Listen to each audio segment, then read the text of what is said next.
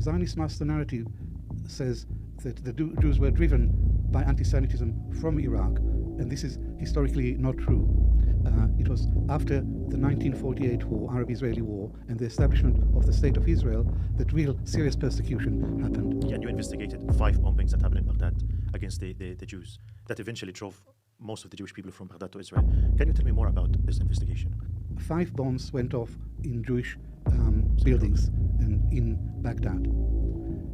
In my research, I have demonstrated that 3 out of the 5 bombs were planted by by Zionist activists, Jewish activists in Baghdad on the orders of the Mossad.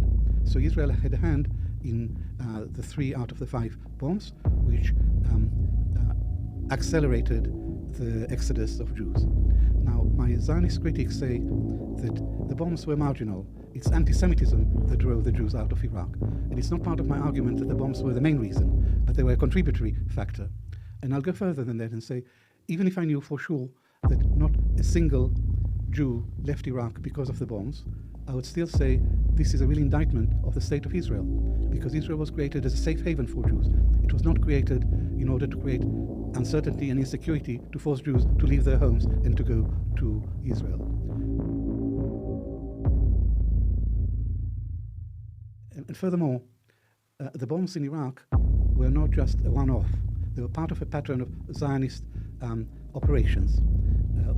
This is not my phrase, someone else coined it, cruel Zionism. Cruel Zionism meant using violence against Jews elsewhere. And in this case, it was the Mossad that recruited local Jews, decent, altruistic Jews, and turned them against their homeland, turned them against their people, turned them into spies, and worst of all, turned them into terrorists, using bombs to frighten people to leave the country.